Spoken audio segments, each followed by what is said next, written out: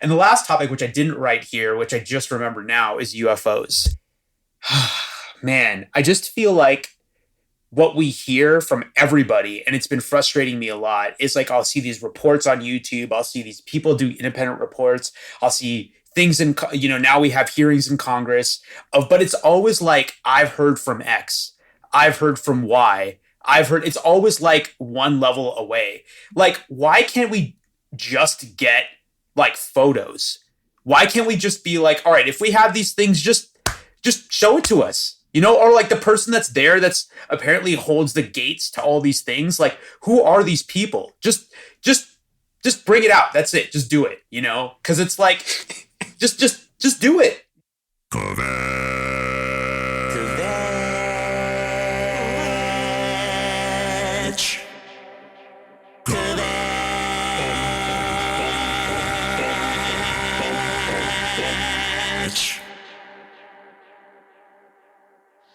Just bring out the aliens? When there's a congressional hearing on UFOs and it's like, oh my God, we're talking about UFOs. And then all of a sudden it's like, oh man, like the next thing, it's like we just didn't even care about the fact that we had that.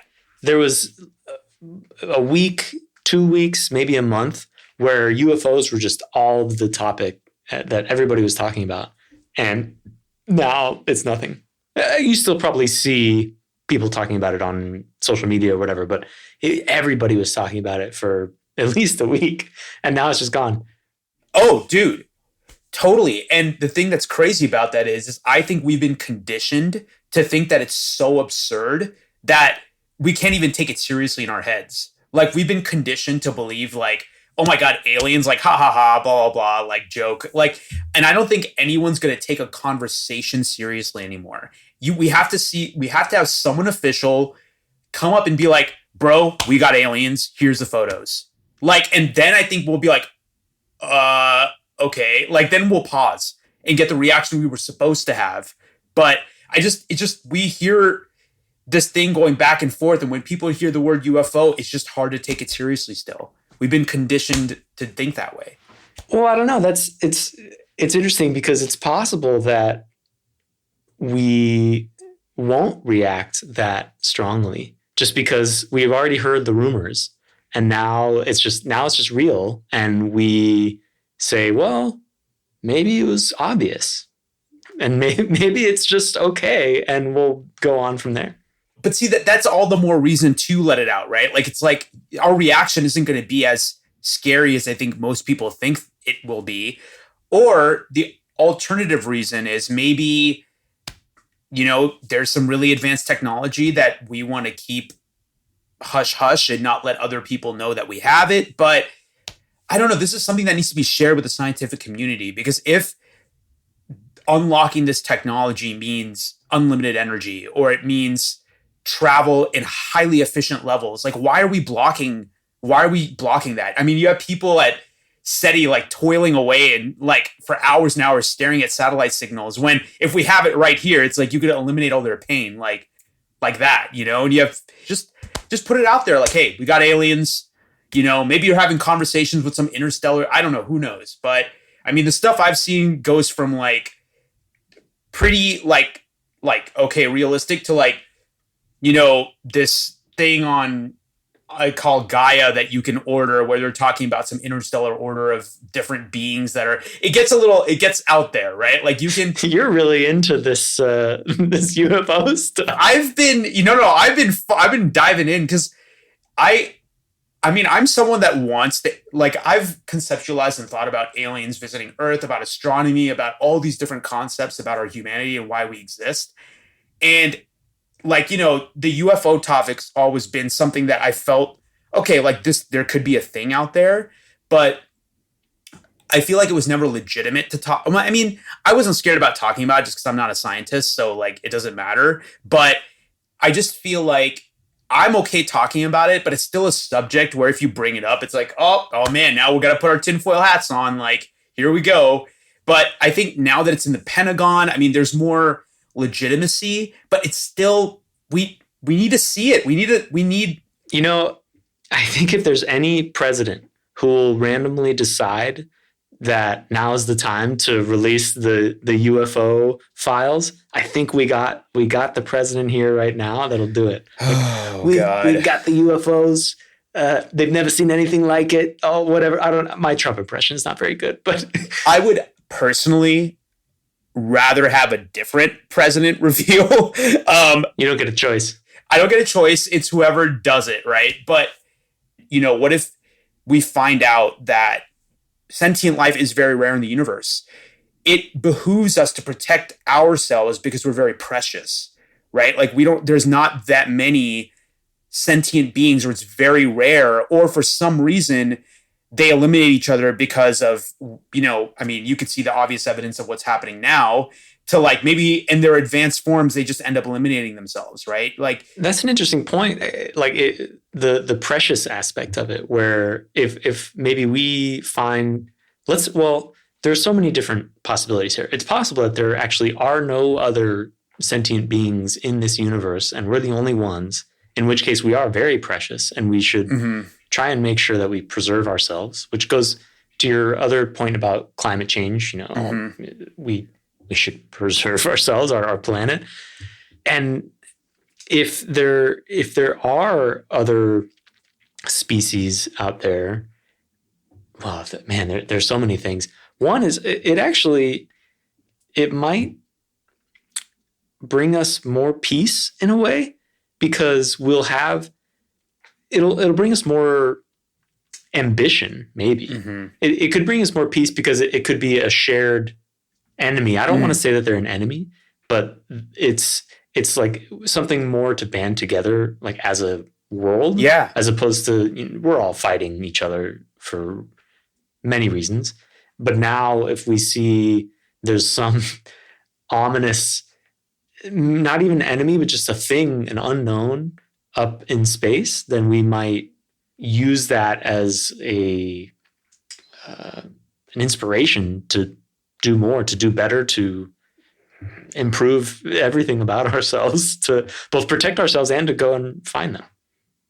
It's interesting that you brought this up, because I've had this theory in my head for a long time that I thought the only way we would get together and like live with each other in peace and accept our differences and love one another and care and just like find a way to like coexist and just, for me, I want us to live as a species and be happy. And like, that's what I want. Like, that's what everyone wants. Right. But obviously, I don't know. Well, I hope that everyone wants to coexist with one another, but I thought the only way that this would happen would be like if aliens invaded us, right?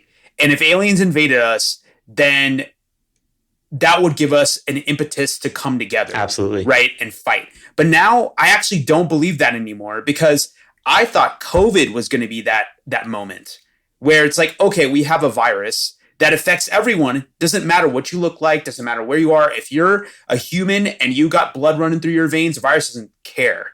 It will attack you. And it behooves us to come together and support one another and help each other out. But that didn't happen. It actually might have happened a little bit. I feel like maybe in pockets, in the moment when we were going through it, and a lot of people will say that we're not over it yet, but so in the moment I was thinking, one of the benefits of this thing is that I feel like it actually did bring us together a little bit. And I don't know if that's actually true, but I sort of felt it while it was happening. But now thinking about it again, it's also divided us in many ways as well. I don't know if it's because of COVID or if it's just a coincidence, but I feel like we should maybe get back to the UFOs. A good example is during the hearing with David Grush, he revealed a lot of stuff, right? And David Grush, just for reference, David Grush he was someone who worked in the government that was interviewed by Congress. Is that what it was? He was a guy that worked, I believe, for the CIA or some, federal branch of government.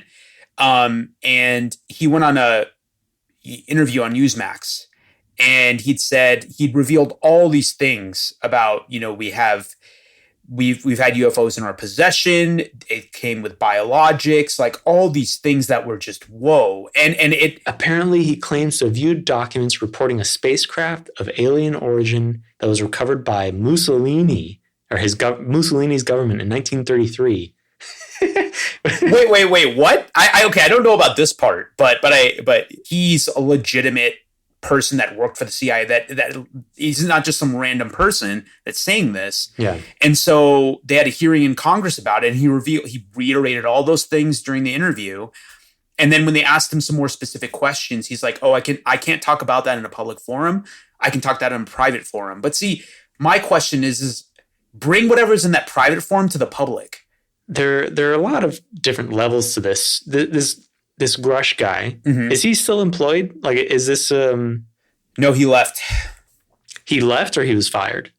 I think he left. I'm not sure though. I can't say for sure, but I believe he left. We don't know how much of this is actually true. If this guy was still employed by the government, I think I would take his claims much more seriously, because I think that would be an indication that the government doesn't necessarily deny this, right? But then why would they have a hearing in Congress for it? Like, well, if he was someone that didn't matter, then why would there be a full-scale hearing about this? So I imagine they called him into Congress because, well, this is pretty big news, right? Yeah. If true. Yeah. Yeah. And Congress probably wants to know about it. I mean, yeah, of course, But that doesn't necessarily mean it's true. Even if he's saying it. Let's go back to the main complaint, which is, if this is true, if there are UFOs, you think that it should just be revealed. Yes. Now, have you ever kept a secret that if I guess maybe that's the question. Have you ever kept a secret from someone for what you thought was maybe a good reason? Yeah, I have. Yes. You don't have to go into specifics, but do you thinking back on it now, do you think that it would have been better to just tell them right out, I mean, I get where you're coming at. Yeah. But I think that the implications for what this could bring is so profound that we need scientists to be able to analyze this, and because it could really help us as a species, right? Like, so for instance, if these UFOs have capabilities of flying that are so unbelievable to what we normally have, which they are, I mean, if scientists can get a hold of it and figure out how this works, I mean, potential things of, like, again, interstellar travel, like I was talking about before, potential, like, no need for wasteful fossil fuels. Like, this could really help our species. Aside from just, the amazingness of, like, wow, there's aliens out there. This could just help us. And so I think that there's larger implications to revealing this than just, like, I mean, public safety, obviously, we want to keep that in mind, but I don't know. I think the public can handle it. I think we can handle this.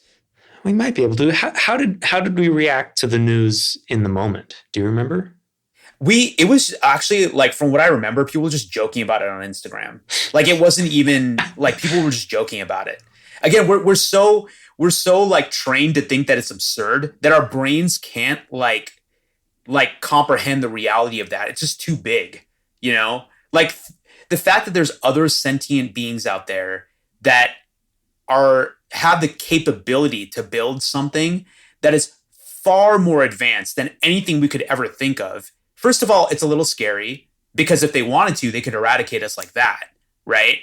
But it's also just it's a lot to take in. And I think that our brains don't really understand how big that is, And I think initially, because we're so trained to think of this as like a joke, and and first of all, we're trained that way, and second of all, it's so big that I don't think we can process it in any other way than a joke.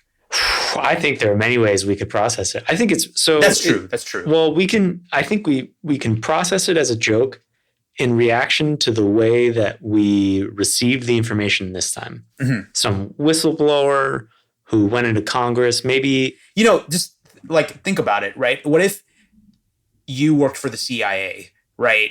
And some dude comes up to you, or whoever comes up to you, and it's like, all right, you've been chosen to work on Project Alien Spacecraft or whatever it's called, right?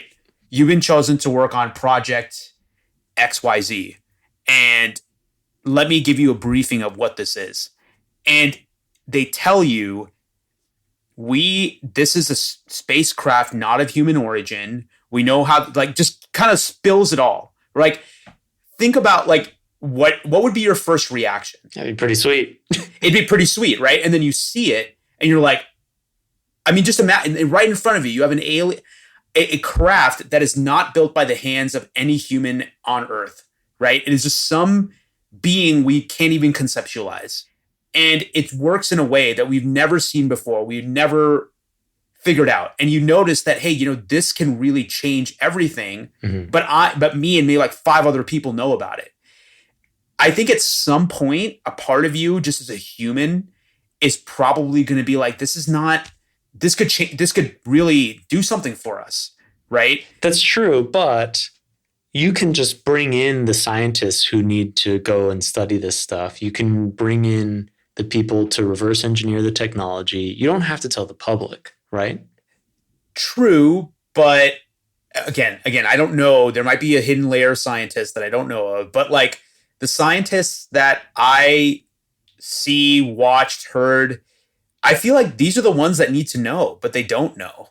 And Neil deGrasse Tyson would probably be a great one to know about this stuff. It's interesting you mentioned Neil deGrasse Tyson. Is he? I mean, I feel like he's, or like Michio Kaku.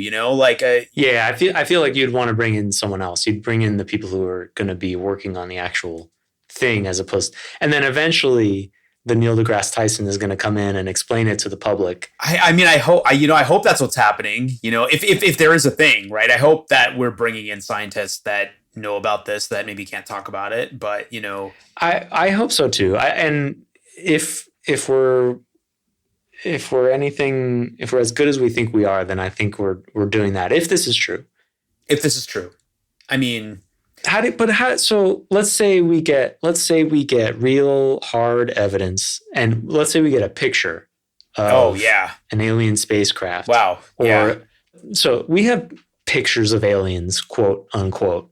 If you Google or Chat GPT, show me a picture of an alien that was released or whatever, you're going to find some sort of picture. Yeah. And it's going to look like what maybe you think an alien would look like in a movie or whatever. I also have a thought on that, but continue. Now we're talking about, we're going to get a picture of a preserved alien life form or an alien technology that is confirmed by, I don't know, the Pentagon, NASA, whatever like official organization is involved in this. They're going to actually confirm it. The reaction to that is going to be much different than the reaction to a whistleblower. Do you agree? 100% agree. Again, this is going back to the Bob Lazar thing, but like he gave an analogy that was very interesting, was that it was like equivalent to us taking a car and bringing it back to like the 1800s, a car of today and bring it back to the 1800s. They could probably start it and turn it on, but have absolutely no idea how it works. And in some cases, he's like, if you brought a nuclear device to the 1800s and they turned it on, they would die because of radiation poisoning. They wouldn't know what to do with something like that. So if we have this in our possession, I mean, this is maybe a personal thing, but like aside from the societal implications, it would be interesting to see how we react to something that we are the primitive ones in. Like we're the ones that are primitive. We're the ones that don't understand the tech. Because I think that we haven't faced as humanity a situation where we're the ones that are like humbled as a species, and I think that could be good for us. to be humbled as a species, to be like, wait a second, we actually have no clue what this does, and we don't know how this could be wielded. So I think that kind of goes back to your point of humanity coming together. I mean, maybe seeing something this powerful and this capable and having no idea what to do with it or how it works can be very humbling. And again, It's a humbling moment for sure. it's a humbling moment, right? Imagine that, just, I mean, we don't even know how our own brains work. We think we're so cool, we humans, but no. Yeah, we think, We're nothing. but we're not, right? And I mean, I'm a firm believer that there are other life forms out there in the universe. I mean, we'd be pretty selfish to think that we're the only ones, but have they contacted us? I mean, the Fermi paradox, that's a thing everyone wonders about. What's the Fermi paradox again? The Fermi paradox is, we've been reaching out and we've been around for so long. Why do we only hear silence? Like, why hasn't there been any indication of anything? It's just empty space. Maybe we're just we're too meek. We're too like lame for anybody to reach back out to. They're like, who are these people? There's so many theories. Like, some people believe that it's a natural setup, that things are so far away and things are so widespread that even if there are species, they aren't meant to meet each other, which is a little ominous to think about. You think there's a purpose? That's what some people say, that there's a purpose. I think that the most ominous theory that I've ever heard was from the three-body problem, the dark forest theory. I think that is probably the scariest theory for the answer to the Fermi paradox. What is the answer? It postulates that, we're just a bunch of species in a dark forest, right? And we're all hiding from one another. And the idea is to eliminate the competition when you see it, because you automatically assume that species is out to destroy you, because there's no way for you to know their intentions, right? So the safest thing to assume is that they're out to destroy you. So if there are UFOs out there and if we know about it, we should tell the public. Why do you think that they haven't? I think it's a cultural thing, right?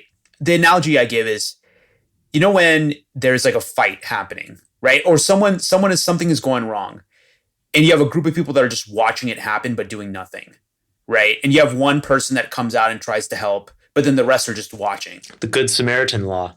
Because one person expects the other person to expect the other person to do it, right? Like, no one wants to take on that charge. But you don't think that they're trying to protect the sanity of the people? So if I learn, well, let's see, how would I react if I learned that there were real UFOs out there?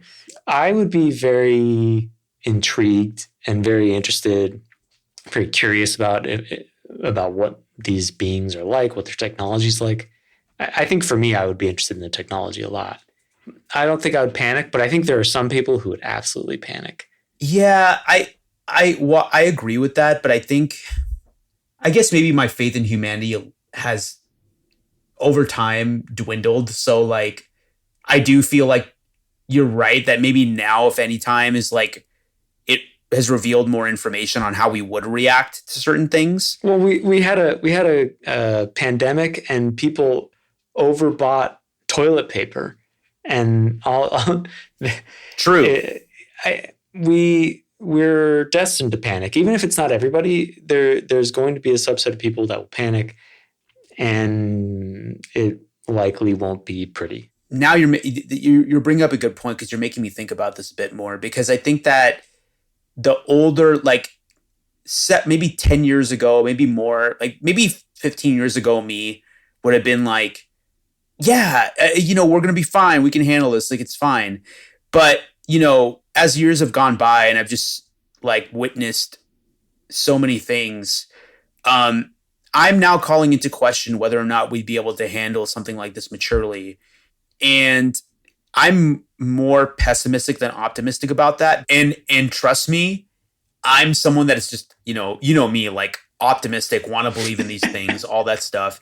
And but to your point, I also have a part of me, based on that frustration, that is like fighting against myself, where I'm like, oh, this is like, when I see these interviews and they're saying all the same things that I've heard a million times.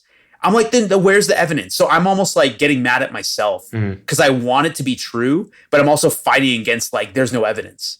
Like, where is it?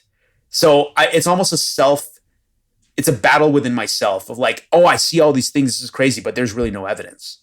There's really nothing a UFO is not landed on the lawn outside that I can just see and touch, and it's there.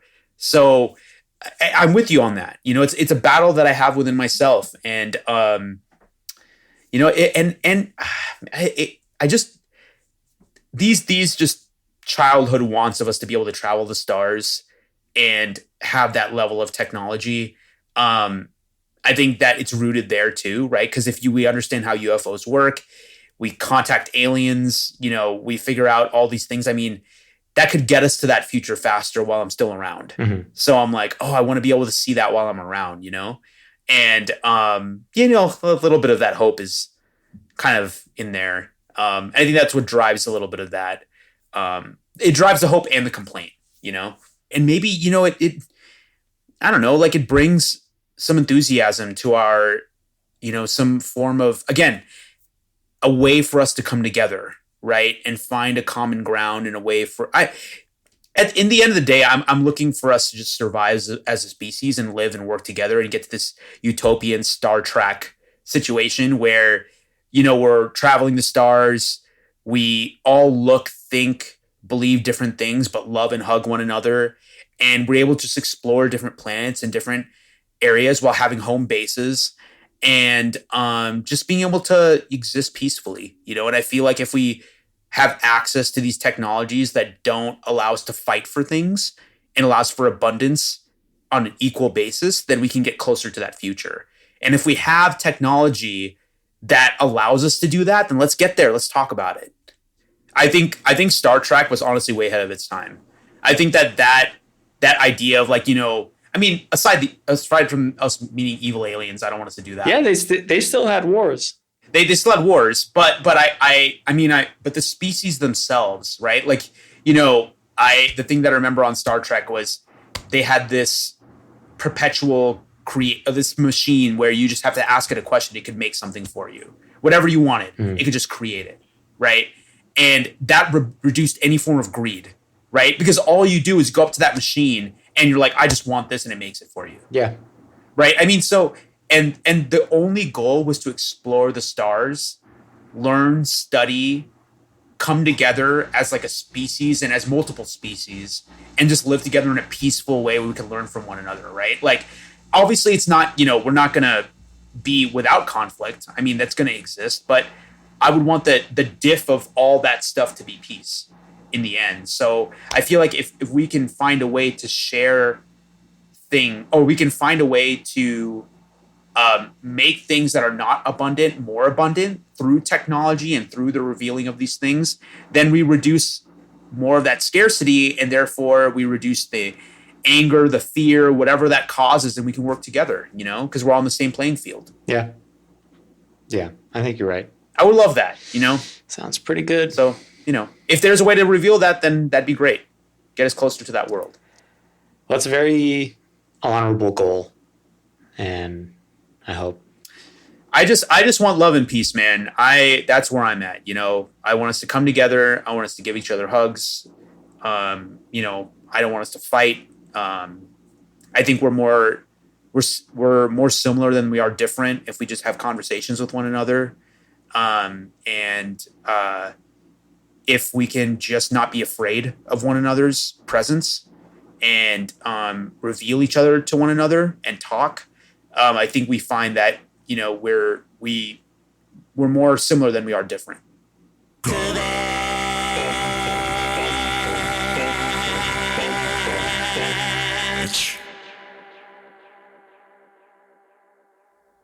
One last question. Yes.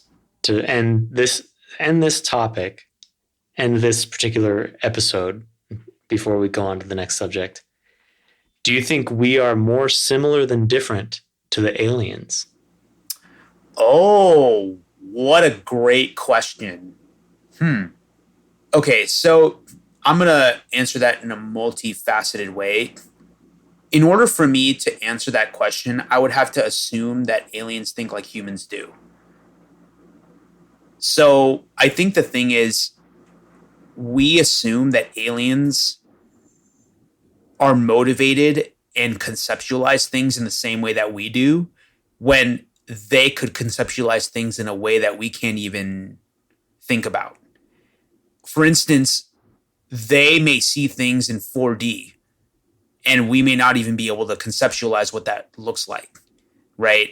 You know what I'm saying? Like, I think that we're assuming that aliens are seeing things through our lenses, which is, again, why this is actually, defending your point a lot. Like, why is it that all the times we have abductions, why they always have legs and arms and a head and eyes? Like, we're assuming that they're very humanoid, right? But Yeah. we can't make those assumptions, and we can't make them from a physical and from a mental perspective. Like, we don't know what their motivations are.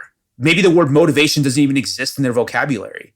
Like, it's something other, it's something we don't know, right? So if I'm assuming some semblance of similarity with this alien species, and they have the ability to traverse the stars and can observe us, my assumption is if they have that much power, then they could eliminate us if they want to. But if they're not doing that, then there has to be some reason why. And I think that they probably see us as like one would see a cow. Yeah, maybe like a cow. Like I would, yeah, like maybe just a really interesting species to learn and study from. Maybe because they were once there in their past, and they just want to see if we follow the same trajectory, kind of like Discovery Channel style. Or they maybe see us as like, they could all even see us as like puppies, right? Yeah. Like, do you really want to hurt a cute puppy? I mean, I don't. So, I hope most people don't. But like, they could just see us as like beings that are interesting to study. And that could be neutral. It's not good or bad. Yeah, maybe it's okay. Yeah. And I mean, from our perspective, because we think of things in ways that are good or bad, as long as they're not trying to kill us, I mean, that's good. So like, if they want to study and observe us, I mean, dude, if they're watching me like take a poop from some super crazy satellite James Webb telescope times a million thing that they have, I can't do anything about it.